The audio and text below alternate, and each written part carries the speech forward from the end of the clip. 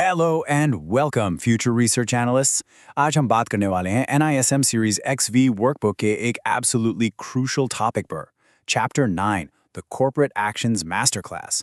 अगर आप इस सर्टिफिकेशन एग्जाम को क्रैक करने की तैयारी कर रहे हैं ना, तो ट्रस्ट मी, आप बिल्कुल सही जगह पर हैं। तो चलिए बिना किसी डिले के शुरू करते हैं। ओके, तो ये रहा हमारा आज का रोड मैप। सबसे पहले हम समझेंगे फिलॉसफी एंड बेसिक्स, उसके बाद रिवॉर्ड्स एंड एडजस्टमेंट्स पर चलेंगे, फिर कैपिटल रेजेस एंड बायबैक्स, उसके बाद बिग मूव्स और finally the exam master class. तो चलिए समझते हैं इन सबको एक एक करके। Alright, section 1 philosophy and basics. आखिर ये कॉर्पोरेट एक्शंस इतना मैटर क्यों करते हैं? Let's find out. सबसे फंडामेंटल कॉन्सेप्ट जो आपको पता होना चाहिए वो है रिकॉर्ड डेट। देखिए, कंपनी को एग्जैक्टली पता तो होना चाहिए ना कि डिविडेंड या बोनस देना किसको है, तो वो एक कट ऑफ डेट अनाउंस करते हैं। अगर इस पर्टिकुलर डेट पर आपका नाम डिपॉजिटरी रिकॉर्ड्स में as a beneficial owner listed है, बूम, बेनिफिट आपका। लेकिन अगर आप स्टॉक लेट खरीदते हैं और आपका नाम रिकॉर्ड्स में नहीं है, तो unfortunately you miss out entirely. It's really that simple. Moving right along to Section 2, Rewards and Adjustments. ये वो एक्शंस हैं जो डायरेक्टली आपके रिटेल पोर्टफोलियो को डेली बेसिस पर अफेक्ट करते हैं। सबसे पहले आता है डिविडेंड। जब कंपनी पोस्ट टैक्स प्रॉफिट्स बनाती है, अपना टैक्स पे करने के बाद, तो वो उस प्रॉफिट का एक हिस्सा अपने शेयर होल्डर्स को एज अ डिविडेंड देती है। अब यहाँ थोड़ा ध्यान दीजिएगा, specially exam point of view से। Dividends are always, and I mean always, calculated as a percentage of face value, market price पर नहीं। ये क्लासिक NISM ट्रिक क्वेश्चन है। अगर stock let's say 2000 rupees per trade कर रहा है, पर उसकी फेस वैल्यू सिर्फ 10 रुपीज है, तो 100% डिविडेंड का मतलब आपको 10 रुपीज पर शेयर मिलेगा, 2000 नहीं। Make sure you remember that. Next up है द बोनस इशू। आसान शब्दों में कहूं तो ये बेसिकली फ्री शेयर्स होते हैं जो एग्जिस्टिंग शेयर होल्डर्स को मिलते हैं।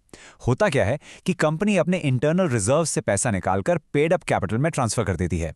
पर एक ट्विस्ट है, इसका जीरो इकोनॉमिक इंपैक्ट होता है, लिटरली जीरो। आपकी जो प्रोपोर्शनेट ओनरशिप है वो बिल्कुल सेम रहती है।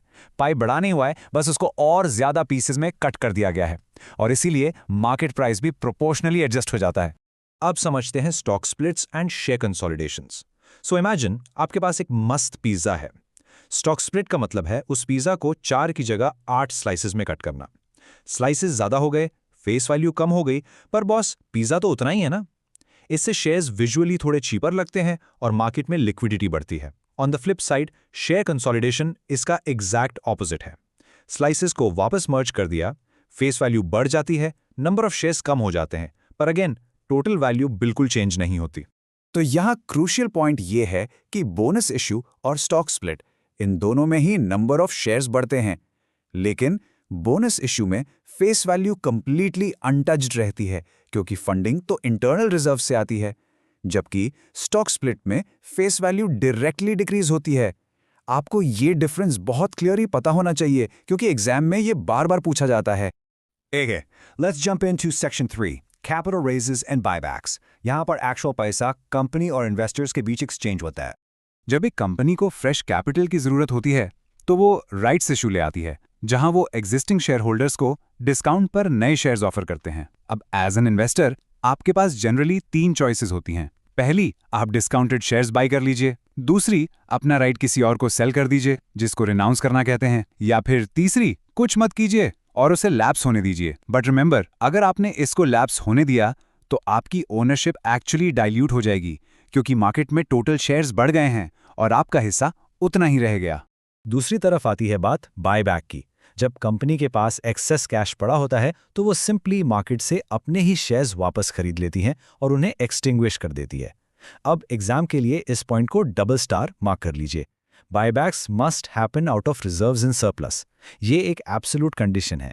और हाँ, कंपनी का किसी डेट पर डिफॉल्ट नहीं चल रहा होना चाहिए, क्योंकि अब मार्केट में आउटस्टैंडिंग शेयर्स कम हो गए हैं, तो ऑटोमेटिकली कंपनी का EPS यानी अर्निंग्स पर शेयर मैथमेटिकली बूस्ट हो जाता है।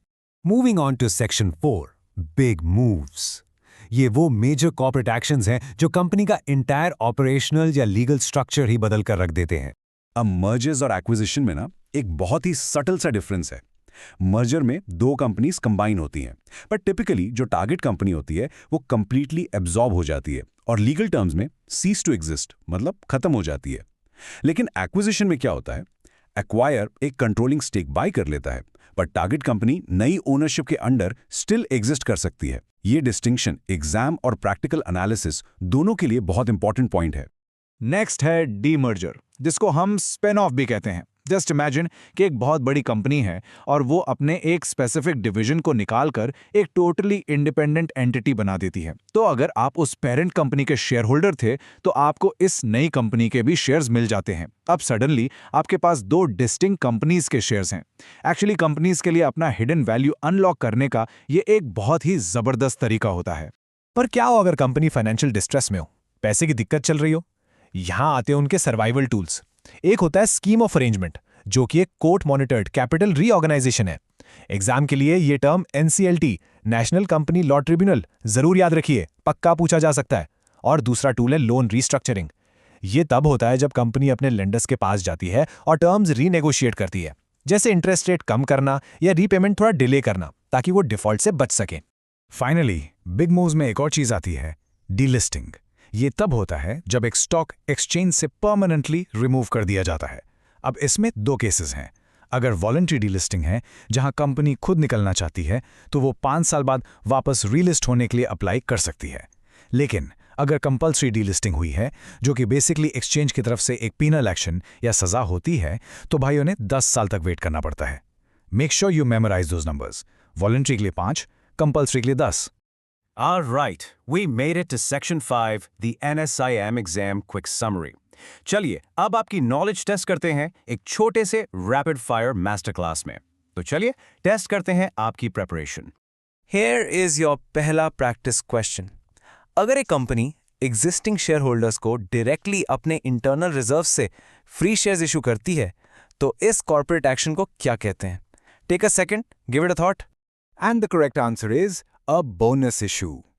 इसमें सबसे बड़ा की इंडिकेटर वर्ड था रिजर्व्स। आपको अपनी पॉकेट से कोई पैसा नहीं देना पड़ता और ना ही बिजनेस में कोई फ्रेश कैश आता है। कंपनी के रिजर्व सिंपली कैपिटलाइज हो जाते हैं। Excellent job if you got that right. Let's try one more. Question number 2, true और फॉल्स। एक स्टॉक स्प्लिट फेस वैल्यू को रिड्यूस करता है और इस वजह से आपके इन्वेस्टमेंट की टोटल इकोनॉमिक वैल्यू चेंज हो जाती है। What do you think? The answer is unequivocally false.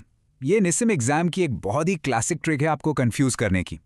हाँ, आपकी फेस वैल्यू बिल्कुल रिड्यूस होती है और नंबर ऑफ शेयर्स बढ़ जाते हैं, पर boss total economic value strictly same रहती है। याद है ना वो पिज़्ज़ा वाला एग्जाम्पल? पिज़्ज़ा के 4 की जगह 8 स्लाइसेस करने से पिज़्ज़ा बड़ा थोड़ी ना हो जाता है। It's the exact same logic. Okay, wrap up करने से पहले मैं चाहती हूं आप इस EPS इम्पैक्ट को ठीक से समझ लीजिए। हो सके तो एक क्विक स्क्रीनशॉट ले लीजिए इसका। देखिए, बोनस और स्प्लिट्स इन दोनों में ही अर्निंग्स पर शेयर डिक्रीज होता है। क्यों? क्योंकि आपके आउटस्टैंडिंग शेयर्स अचानक से बढ़ गए हैं, जबकि कंपनी के प्रॉफिट्स तो वही है। पर बायबैक के केस में EPS एक्चुअली इंक्रीज होता है। क्यों? क्योंकि वहां आउटस्टैंडिंग शेयर्स मार्केट से कम हो जाते हैं। Just understand this underlying logic and honestly you are golden for the exam. और इसी के साथ हमारा आज का ये कॉर्पोरेट एक्शंस मास्टर क्लास यहाँ खत्म होता है। मेरी तरफ से आप सबको NISM series XV research analyst exam के लिए a big best of luck. I know you gonna crush it. लेकिन जाने से पहले एक थॉट दे के जा रही हूँ। नेक्स्ट टाइम जब आपके अपने पोर्टफोलियो में कोई कॉर्पोरेट एक्शन अनाउंस हो तो डीपली सोचिए, क्या कंपनी सच में आपके लिए कुछ नई वैल्यू क्रिएट कर रही है या फिर वो सिर्फ उस पिज्जा के और ज़्यादा स्लाइसेस काट रही है। Keep analysing, keep asking questions and I will see you next time.